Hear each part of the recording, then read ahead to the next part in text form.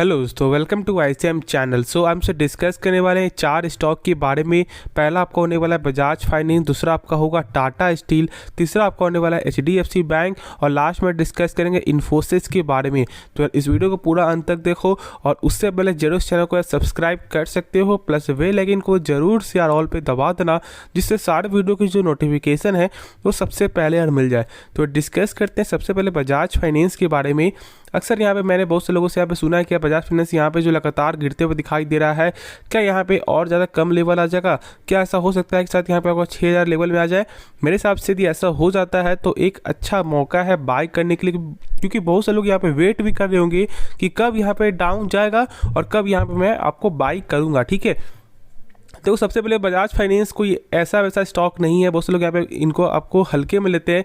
बहुत से लोग यहाँ पे मालूम भी नहीं होगा कि ये कंपनी जो 2016 में जो आपका स्टॉक स्प्लिट और बोनस जो आपको दी थी, उस समय प्राइस था लगभग 10,000 रुपया। ठीक है, 10,000 से घटकर आपका आ चुका था 1,000 और 1,000 से घटकर आपका 700 रुपया आपका हो चुका था। और 700 में भी यहाँ पे ब्रोकर का क्या मानना था, 500 आ जाएगा, 600 आ जाएगा। लेकिन आज आप देख सकते हो कि जो स्टॉक 700 तक आपको मिल रहा था, वो फिर से अभी आपको 8,000 टच करके अभी आपको नीचे ट्रेड कर रहा है। ठीक है, तो इसलिए पेशेंस रखना ज़्यादा ही जरूरी है। लेकिन पेशेंस ऐसा नहीं कि बस यहाँ पे ले करके भूल गए, नहीं, टाइम टू टाइम यहाँ पे चेक भी करना पड़ता है। बहुत से लोगों से मैंने सुना भी है कि यार अक्सर बहुत से लोग क्या बोलते हैं कि ले करके इसे भूल जाओ। अरे मैं यहाँ पे भूलूँ क्यों? ऐसा हो सकता है शायद यहाँ पे बीच में कुछ उसका कोई बिजनेस यहाँ पे जो आपको खराब होगा, तो फिर आपको जो भी प्रॉफिट होगा उसके यहाँ पे लेकर निकलेंगे।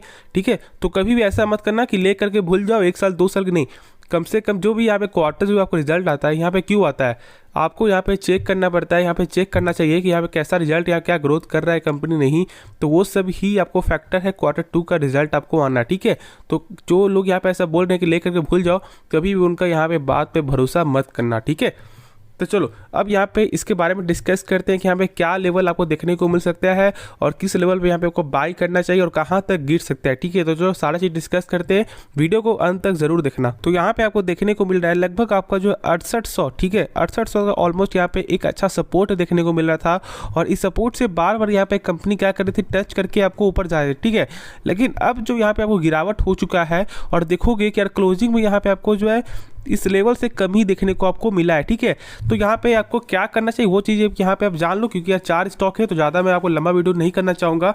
यहाँ पे सबसे पहली बात, फिर से यदि आपको 6800 के ऊपर आपको ट्रेंड करते हुए आपको सस्टेन करते हुए दिखाई देगा, तो पूरा चांस यहाँ बनता है कुछ टेक्निकल वाइज से कि फिर से यहाँ पे आपको 7200-7300 का लेवल जाते हुए दिखाई दे। ठीक है, लेकिन यहाँ पे आपको लगातार जब आपको जो 6800 से जब आपको नीचे ट्रेंड करेगा, तो पूरा चांस आपको ये भी बनता है कि 6500, ठीक है, ये लेवल भी आपको देखने को मिल जाएगा। ठीक है, तो मेरे हिसाब से यदि ऐसा आता है तो फिर एक अच्छा मौका, क्योंकि जानते हो कि देखो इसका जो यहाँ पे रिजल्ट जो आया था, कोई भी कमी नहीं आई है। ऐसा नहीं कि रिजल्ट यहाँ पे खराब आया, नहीं, रिजल्ट आपका बेस्ट रिजल्ट आया है, गिरावट हो रहा है, तो मुझे ऐसा लग रहा है कि यार एक अच्छा मौका है। जरूर इसके बारे में आप सोच सकते हो, आपकी क्या राय जरूर कमेंट में बताना। तो चलो अब नेक्स्ट स्टॉक के बारे में डिस्कस करते हैं। तो ये डिस्कस करते हैं टाटा स्टील के बारे में। टाटा स्टील का यहाँ पे सबसे बड़ा एक न्यूज़ क्या निकल गया है, यहाँ पे बस टाटा स्टील का नहीं, सारे ही मेटल सेक्टर का एक बड़ा न्यूज़ है। सरकार ने यहाँ पे क्या किया, आपको एक्सपोर्ट ड्यूटी का जो चार्ज है वो यहाँ पे आपको 0 कर दिया है। ठीक है, अब देखो यहाँ पे बहुत से लोग यहाँ पे ऐसा क्या लग रहा है कि यार क्या होता है एक्सपोर्ट ड्यूटी, क्या इम्पोर्ट, बहुत से लोग यहाँ पे अभी आपको कन्फ्यूजन भी होता है कि यार इम्पोर्ट और एक्सपोर्ट में क्या अंतर होता है। ठीक है, देखो इम्पोर्ट यानी कि जब यहाँ पे बाहर के देश से जब अपने देश में जब सामान आता है ना, तो उसे हमसे बोलते हैं इम्पोर्ट हुआ है। ठीक है, अब यहाँ पे जब भारत देश से जब कहीं बाहर जाता है तो उसे हमसे बोलते हैं एक्सपोर्ट किया। ठीक है, जानते हो कि बीच में जब सरकार ने जब यहाँ पे आपको एक्सपोर्ट ड्यूटी का जब यहाँ पे चार्ज लगाया था, तो शेयर में बहुत ज़्यादा का प्रेशर देखने को मिला था। बस टाटा स्टील में नहीं, सारे ही मेटल सेक्टर में, और उसका जो प्रभाव यहाँ पे आपको Q2 का रिजल्ट में आपको देखने को मिला ही है। ठीक है, रिजल्ट बहुत ही खराब देखने को मिला है, लेकिन उसके रिगार्डिंग यहाँ पे एक चीज़ जान लो, इससे जो अभी चार्ज जो कम आपका जो चार्ज जो आपको 0 हुआ है ना, इससे फिर से आपको बेनिफिट आपको देखने को मिलेगा। और शायद मंडे के दिन इसका एक अच्छा गैप अप आपका ओपन होते हुए दिखाई दे सकता है, एक अच्छी शार्प तेजी भी शायद देखने को मिल जाए। लेकिन अब यहाँ पे ये जान लो कि कब बाई करना चाहिए। ठीक है, 113 का एक अच्छा सपोर्ट है, इस सपोर्ट को ब्रेकआउट कर देता है, सस्टेन करते हुए दिखाई दे जाता है, 1-2 दिन जरूर बाई कर लेना, जल्द ही आपका 124 का टारगेट आपको देखने को मिल जाएगा, ठीक है। लेकिन अभी यहाँ पे मैं बाई करने का सलाह इसलिए नहीं दे रहा हूँ क्योंकि एक न्यूज़ है, ठीक है। हाँ, न्यूज़ एक आपका पॉजिटिव न्यूज़ है, एक ऐसा नहीं कि यहाँ पे कोई आपको रिपोर्ट है, नहीं, एक जेन्युइन न्यूज़ है यहाँ पे आपको जो देखने को मिल रहा है, तो एक सही चीज़ है, ठीक है। लेकिन जो मैंने सपोर्ट बताया जरूर से उसको यहाँ पे ध्यान में रखना। बहुत से लोग यहाँ पे आपको जो कन्फ्यूजन में आपको रहते हैं कि टाटा स्टील एक खराब स्टॉक है, शायद अब यहाँ पर उस लोगों को नहीं मालूम होगा। देखो यहाँ पे टाटा स्टील में आपको पेशेंस चाहिए, प्लस यहाँ पे इनका खास बात क्या है, टीसीएस का, ठीक है, 1 साल का जो आपको रेवेन्यू हुआ था ना, उससे ज़्यादा रेवेन्यू आपका टाटा स्टील का आपको देखने को मिला था पिछले साल का, ठीक है, टोटल ईयर का। तो इसलिए मैं बोलता हूँ टाटा स्टील को इतने हल्के मत लो।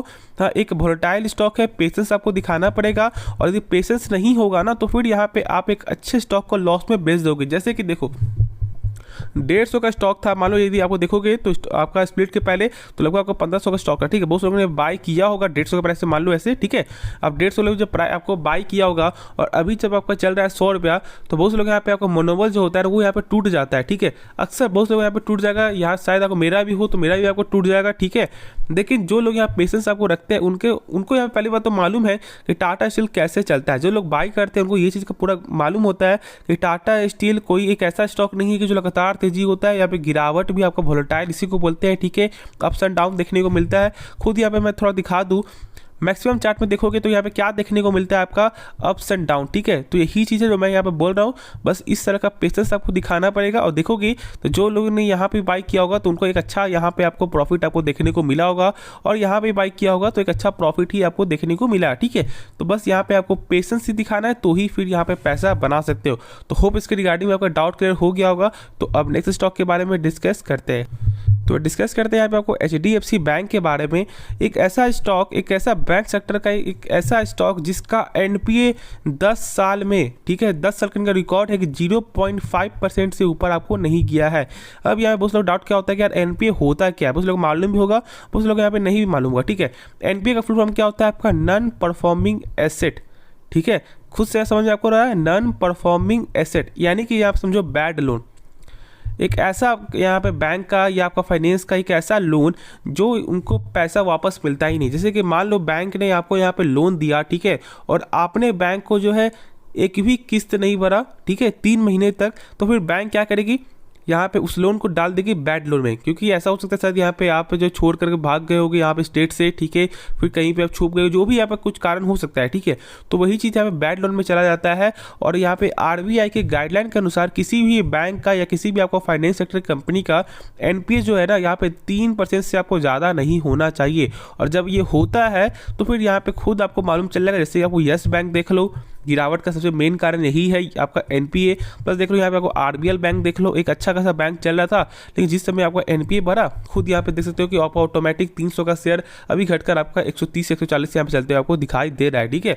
तो बस वही चीज़ है, NPA को यहाँ पे सही मेंटेन करने वाला स्टॉक आपको लॉन्ग टर्म में एक अच्छा बैंकिंग सेक्टर या फाइनेंस सेक्टर यहाँ पे आपको टिक पाता है।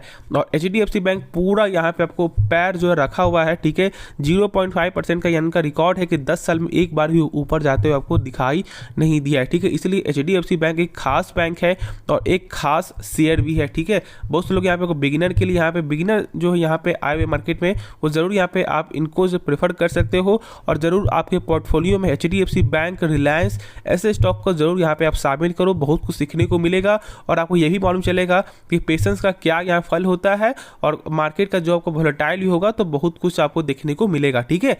तो शायद इसके बारे में डाउट क्लियर हो गया होगा। अब यहाँ पे क्या करना चाहिए मेरे हिसाब से वो जान लो।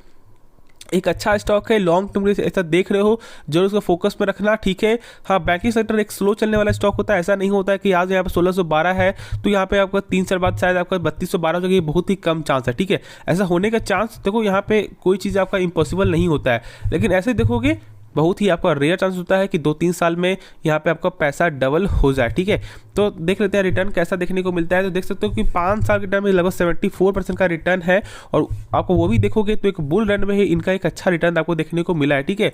तो ऑलमोस्ट यहाँ पे देख के चलोगे तो 5 साल में जो है 50% का रिटर्न यहाँ पे लेकर चला, यानी कि पर ईयर यहाँ पे 10%। तो ये एक सही होगा, इसलिए मैं बोला कि यहाँ पे बिगिनर जो यहाँ पे मार्केट में आए हुए हैं उनको ज़रूर यहाँ पे आपको फोकस में बनाकर चलना चाहिए, एक ऐसे स्टॉक को जो आपके पोर्टफोलियो में एक अच्छा पैसा बना सके फॉर द फ्यूचर, ठीक है। तो चलो अब नेक्स्ट स्टॉक के बारे में डिस्कस करते हैं। तो डिस्कस करते हैं यहाँ पे आपको इन्फोसिस के बारे में। जो मैंने टारगेट भी दिया था वो भी यहाँ पे आपको अचीव हो चुका है। मैंने लगभग 1510 में मैंने कहा था कि बाई करो, ठीक है, और यहाँ पे आपको 1600 तक यहाँ पे जा सकता है और यहाँ पे आपका टच करते हुए आपको दिखाई दिया है, ठीक है। तो देखो सबसे पहली बात, कंपनी जो आपका इन्फोसिस यहाँ पे तेजी क्यों हुआ, ठीक है। टीसीएस में तो यार उस तरह की तेजी देखने को नहीं मिली है, लेकिन तेजी है, लेकिन उस तरह की तेजी नहीं है ज़्यादा आपका इन्फोसिस में। क्यों? क्योंकि जानते हो बायबैक की न्यूज़ के कारण, ठीक है, जो आपका 9300 करोड़ तक जो बायबैक यहाँ पे आपको हो सकता है, उसके रिगार्डिंग बहुत ज़्यादा इम्पैक्ट आपका होते हुए दिखाई दे रहा है, ठीक है। लेकिन आप बहुत लोग यहाँ पे कुछ झांसे में ही पढ़ सकते हैं।